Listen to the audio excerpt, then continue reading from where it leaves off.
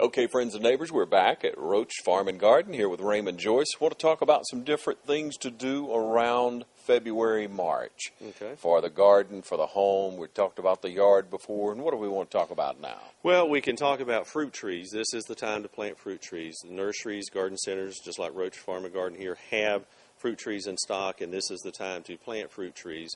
They can either be containerized or they can be bare root that you may find here. Yeah. And what you can do is go ahead and decide what plants you want. One of the things you need to think about is how much time and effort you want to put into growing fruit plants. Things like blueberries, muscadines, pears don't require a lot of spraying or a lot of care per se from the standpoint of insects and diseases. Things like peaches and plums do require a lot more spraying and treating. So that's one of the things you have to keep in mind in deciding on what you want to grow. Many of the fruit plants have to have two different varieties. Like blueberries, you have to have two different varieties of blueberries in order to pollinate. Same thing with apples and with pears. You need two different varieties to cross-pollinate. When you get into, say, figs, you don't really need that. You just need one will be fine. If you get into your muscadines, which are very popular, you need to have, there's one that are what we call perfect flower, which has both male and female parts, and then you have just the female part. So you always want to put perfect flower and a female together because they will cross-pollinate at that. And many times people get frustrated because they plant something thinking they're going to get fruit and they don't get the pollination with that. And that can either be wind-blown pollination or insects that way for that. Like for pecans, whatever you want to call them, we generally have enough pollen in the area to pollinate trees. But again, it's a good idea to plant two different pecan trees so that you can get some cross-pollination like that. And with the trees, again, select one that is healthy. Make sure that you get one that the plants are good and healthy. Look at the root system. Make sure that they're not rotted or anything like that from overwatering. And then choose a bright, sunny location for them, preferably near an irrigation or water source like a spigot or something like that, and then dig the hole at least twice as wide as the root ball if it's in container. If it's a pecan tree, actually we dig down deep the length of the roots and kind of break that hard pan that way for it. Excuse me. Now, like many of our fruit plants need to be cut back when you plant them. Many people don't want to do that, but like your pecan trees, you need to cut them about a third to a half back from what, if they're 3 foot tall, you want to cut them down to 2 feet. And what that does is causes the branches to branch out. Same way with peaches, typically we cut them down to about 24 inches and let them break out, and they form trunks that are lower or scaffolds that are lower, and the plant will, take off from there. Flourish. Right. And so some of those, and again, we've got publications available at the Extension Office that shows you how to do each one of those. But one of the questions that I get a lot of times is, what can I do as far as insect and disease control on fruit plants? Now, primarily when we talk about insects and disease control, we're mainly talking about peaches and plums and sometimes apples if we have them around. But what you can do is get what we call a fruit tree spray that has both a insecticide and it also has a fungicide in it. The fungicide is Captan, and then the insecticide, this particular product, has a mixture of malathion and 7 mixed together. Now, you never want to put this on during bloom time because it's got an insecticide in it, so that way you won't kill the bees. But you can buy just the Captan fungicide, the disease control, and put that out during bloom times. Many times people who grow peaches get frustrated from the standpoint that they have beautiful peaches, and then about 2 weeks before they harvest, they all rot. And that's what we call blossom blight. Brown rot is another name. It actually gets in during the bloom time of the peach tree.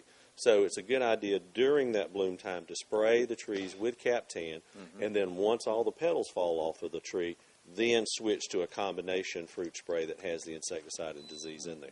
And you'll continue to follow the directions, and it'll tell you when to stop, how often to put it out. Sometimes it's every 2 weeks, and it'll help you that way with it. But there are various different brands of these. There's also some that are systemic insecticides that you can get under different brands, like Bayer has one for citrus and fruit trees. This one basically looks like for apples and peaches and several other fruit trees as well that you can use there for it. The other thing with fruit trees is fertilizing. make sure you can use like a 10-10-10 fertilizer. And typically the first year we don't really fertilize a lot. In the first year we kind of let it get settled. And then in the second and following years, I should not say preceding, but following years, we increase that by the age of the plant and everything. But typically 10-10-10 works good on most all of the fruit plants and fruit trees, with the exception of blueberries. Blueberries, 10-10-10 will work as they get older, but in their early years, it's a good idea to use like an azalea fertilizer, a 4-8-8 fertilizer to get it going. Blueberries like an acid soil, so that's a good way to get them off and get going that way. And for example, let's say that you do a soil test and you need to add lime to your fruit trees before you plant. Yep. You can actually take and use this lime, right? You can actually put this in the hole, and it will not hurt or burn the roots. Wow. But you can scatter it out, incorporate it in, and it will help there as well for that. Now, these other products that we've got up here, like bone meal and blood meal, these can be used if you want to do some natural products that you don't want to use the 10-10-10 commercial.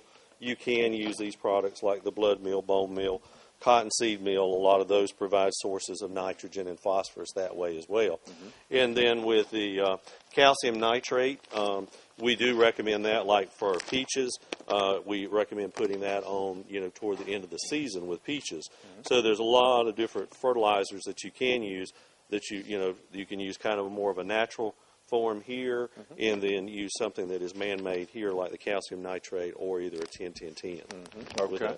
But right now is a great time to plant the fruit trees and to get started. It's also a good time to add new trees, new fruit plants and trees to. But you definitely want to cut them back. Right. You got to do some pruning on them, and then also you've got to pruning is done in February.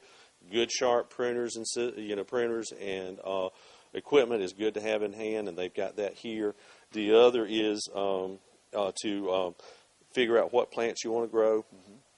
Look at the varieties. Now, not every variety that you find in a garden center or farm supply dealer will be one for our area. A lot of times they just get bundled in and brought in. So you need to know if it will do well in Georgia.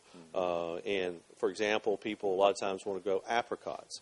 But our weather here is too humid for apricots. They're the same cousin to a peach, but again, they just won't do well. Now, nectarine, which is basically a fuzzless peach, will do great here as well, and you can find those.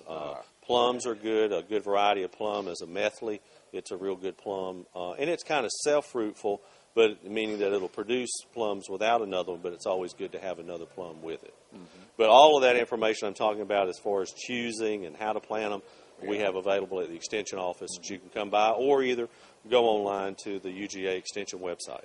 And you always want to think how large a tree is going to get, where you're planting it. Of course, most of these trees we've talked about, any kind of fruit-bearing tree or nut-bearing tree is going to need full sunlight. Right. If you're going to grow fruit, you need a full sun location, well-drained soil that you don't have any water puddling that way. If you've got the site, a choice between putting it down in a hollow, kind of a sunken area, like near a creek or something, or up on the hill, it's much better to put it up on the hill because the cold air in the spring, cold air sinks, and what happens if you've got your trees in bloom and we get a late freeze down there, it can hurt them. So up there. But again, we can grow apples, peaches, plums, nectarines. We can grow figs, blueberries. We can grow blackberries. We can grow the muscadines. We can even grow some of the bunch grapes that were developed down in Florida that have a little bit of muscadine in them and does real well too. But now's the time to plant your fruit plants so that you'll have some fruit. And again, don't expect any or a lot of fruit the first year. It's going to come in successive years. Second, third year, you'll see that way. But keeping them adequately watered, fertilized, pruned, and sprayed will make a big difference. Okay. You get all these supplies at Roche Farm and Garden. Of course, you get more information online or by calling your county extension office. We appreciate you, Raymond. There are other items we may want to point out. Have we been through everything today? Well, we've about been through everything, but kind of talk a little bit about insect control on trees and shrubs. A lot of times people call, and one of the great things that we've come out in the past few years, companies have come out with, are these systemic products. This is one brand, Martin's. There's also Ortho has a product, and Bayer has a product. And these are systemic. Some come in a liquid form, or you can get them in a granulated form like this. All right. And what you do is you mix these up per the directions, and you actually put it around the roots of the plant, around the trunk that way, and it's absorbed by the roots and pulled up into the leaves. The best time to put these out is right when you start seeing that new growth occur on your plants. Right. Put it out per the directions, and the majority of these will give you 12 months control. So if you've got crepe myrtles in the past that you've had problems with aphids and the sooty mold turning them black that way, this is a good option for them as well.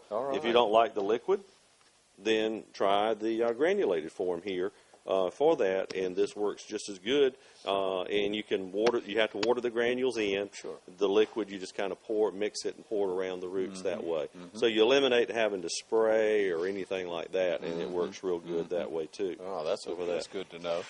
And always, if you've got this time of year, the bugs are going to start coming up. Insects, I should say, will start coming up in your lawn.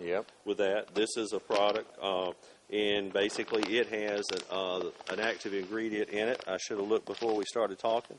This has got imidacloprid and cyflurin in it, and this is one that you can use outside as a treatment to control insects in the lawn as well as around the house, generally that way. But also fire ant time, we're going to, when the ground starts warming up, the fire ants start warming up.